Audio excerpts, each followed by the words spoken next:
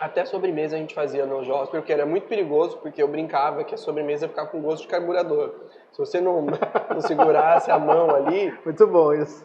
você defumava Pô, tudo. eu queria muito começar de ser sobremesa Uma com gosto de vez eu falei carburador. isso numa entrevista para uma jornalista e ela escreveu exatamente. Eu falei assim, a única contribuição que eu dei para a entrevista foi essa frase, assim, ela publicou isso, que a sobremesa tinha gosto de carburador. Ah, que excelente. Parabéns. Foi. Muito obrigado. Enfim, eu realmente não tinha uma noção do que era um restaurante de menu de degustação, né? Então era um restaurante que você comprava o menu principal com, sei lá, 20 pratos, o segundo menu com 15 pratos e cada um dos menus tinham lá 3 opções de sobremesa. Não tinha o conceito de pré-sobremesa, mas eram 3 sobremesas e depois tinham os petit fourzinhos do café e tal. Sempre tinha um mimo que o restaurante dava para os clientes.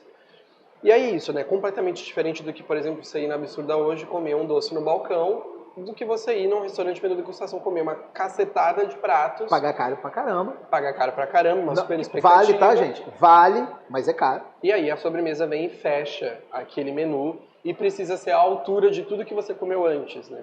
E de alguma maneira tem que ser ali adequada ao que você comeu antes, né? Algo fresco. Tem que conversar, Muito. Então, assim, era um grande desafio. O Felipe muito exigente, eu me lembro muito disso. Eu morria de medo dele me mandar de volta para São Paulo, porque as sobremesas que eu queria fazer eram sobremesas que eu faria para uma cafeteria, mas desmontadas no prato. E isso não atendia a necessidade do restaurante, né? Sobremesa tinha que dar, o conceito era... Nem sempre atendia, né? Algumas vezes sim. Basicamente, exatamente. Eu me lembro de um dia a gente estava finalizando um menu, então todo mundo ia fazendo testes, o Felipe trazia sugestões e tal, uma semana antes fechava o menu.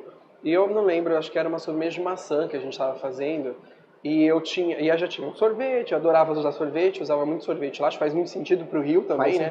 Muito calor e tal. Tinha fechado um sorvete, creme disso, creme daquilo, crocante, não sei o quê. E na minha cabeça faltava um bolo para para sobremesa. E eu não fazia ideia de que bolo seria isso. E aí eu me lembro de mostrar pro Felipe assim, tipo, chefe, tá aqui e tal, mas tá difícil, não consigo chegar num bolo e tal. E aí na simplicidade assim, ele me falou assim, mas chefe, a gente precisa de um bolo? Aí assim, eu dividi em 2, né? Pum, tipo, eureka, não precisa, né? E aquilo pra mim foi um divisorzinho ali de águas no que a gente fazia na confeitaria, porque realmente a sobremesa tá bombando, o cara tá mexendo no ar-condicionado lá de fora. Desculpa. Eu vou ficar com blusa de frio. Vai, não, tô tranquilo. Basicamente, a sobremesa de um restaurante de degustação, então ela é completamente diferente da sobremesa que você constrói numa loja, né? Como é hoje, assim. Estruturalmente, a coisa dos sabores, das texturas e tal.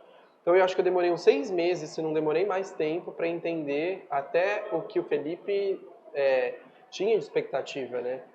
Eu acho que quando você trabalha num restaurante assim, não que seja diferente de como é hoje, né? Você tem que dar conta das expectativas do mundo, mas principalmente das suas próprias expectativas, né? É mesmo? E aí era aquilo, restaurante premiadaço, você tinha que ser foda e caralho, eu sabia fazer bolo de brigadeiro, sei lá, basicamente. Então foi muito teste e acho que quando a gente é mais novo, acho que eu não penso mais assim, mas por um momento pensei, você entra muito num comparativo, né? Não, porque o fulano de tal é bom nisso, bom naquilo, não sei o que, eu sou uma farsa, sei lá. Eu fui assim durante... Ainda sou. Cara, mas deixa eu te falar, eu vou te falar que eu tenho alguns anos pensado nisso. Eu me cobro muito, né? Eu sou muito criterioso comigo mesmo. Muito menos que com os outros. Muito mais do que com os outros. E eu já parei de pensar isso várias vezes. Primeiro, comparação é esdrúxula. Na verdade, é um estímulo à competitividade que a gente tem desde criança. Sim. Até em casa. Seu irmão faz isso certo, por que você não faz? Entendeu? E nem é maldade, coitado dos nossos pais. Mas não, sim. Desde criança a gente é estimulado a fazer isso. Nossa competição conosco. Eu tenho que ser melhor do que eu já fui. Uhum.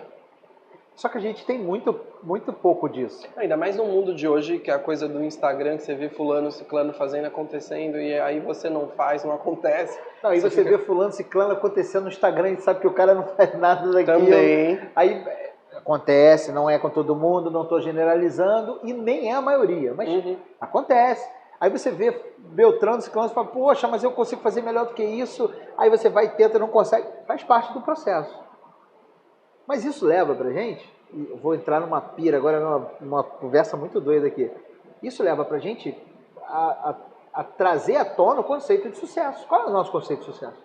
Seu conceito de sucesso é ser reconhecido como ou você realizar? Sabe que isso que você puxou esse assunto e é muito interessante porque tem a ver com o que eu estava te falando antes. O Oro era um restaurante super premiado, não sei o que, fodástico, e durante muito tempo eu imaginei que eu ia amadurecer lá e trabalhar lá 1000 anos. E teve um momento, eu trabalhei lá 3 anos. Já é pra cozinha, é muito tempo. Sim, bastante. Muito tempo. Bastante. Eu trabalhei lá 3 anos, o Felipe me dava abertura, eu devo muito a ele, principalmente com a vinda aqui ao Rio. E eu acho que quando eu trabalhei lá, as pessoas estavam começando a prestar atenção em confeitaria. Até então não tinha isso.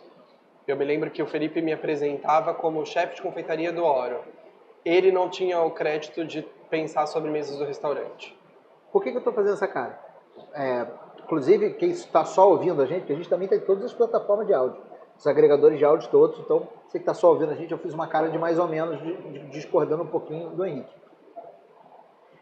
Não é que as pessoas deixaram de prestar atenção na confeitaria, elas deixaram de prestar atenção na comida nos anos 80. Uhum. Nos anos 80, afastou as pessoas da comida. O advento do fast food, o advento da hiperindustrialização alimentar, afastou as pessoas da comida. Essa é a verdade.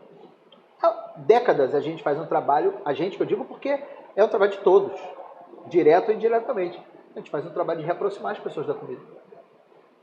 Então, talvez até naquele momento, o conceito das pessoas era que confeitaria era sonho de padaria. Sim.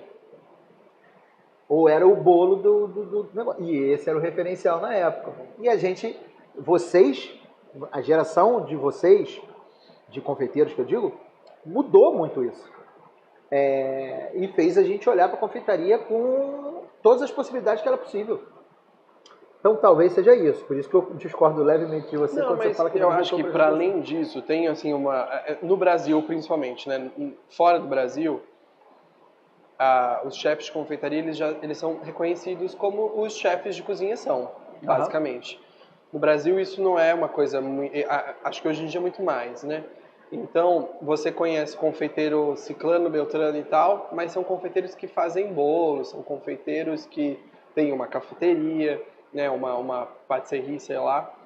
Mas a pessoa que trabalha como confeiteiro no restaurante, geralmente ela está subordinada a um chefe de cozinha, que o nome dela não aparece ali no cardápio, né? O chefe não pensa a sobremesa e ela faz tudo e tal, e ela não aparece. E o Felipe tomou cuidado de dar o peso. Na época tinham 5 confeiteiros que apareciam assim, como confeiteiros de restaurante.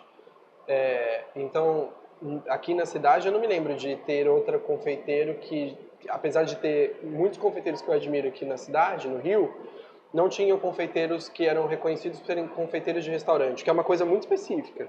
Muito. Né? Montar uma sobremesa num prato é completamente diferente de você montar um bolo.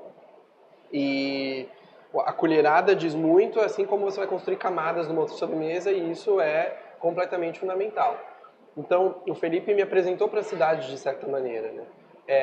Quando eu trabalhei com ele, eu trabalhava no Oreo e trabalhava também no People. Então, tinha assim, você conseguia entender um restaurante sofisticado como um restaurante de fine dining, e você conseguia entender um restaurante no shopping, que era o People lá no Fashion Mall, por exemplo. Era outra proposta, outro público, um restaurante mais descontraído. As sobremesas eram completamente diferentes, né?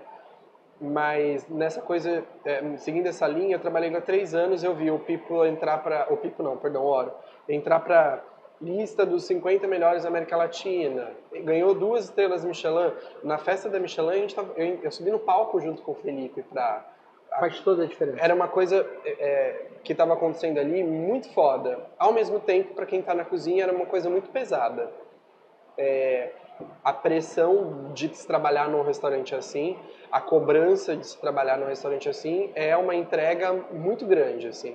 É uma coisa que deveria ser muito valorizada em dinheiros, em reconhecimentos, porque assim, você está entregando ali para aquele lugar o seu tempo, e às vezes são 12 ou 14 horas dentro de uma cozinha, a sua ideia, né, o seu pensamento contribui para aquele menu, para aquele prato e tudo mais, num período importante da sua vida. Depois você fica velho, você não fica na cozinha, né?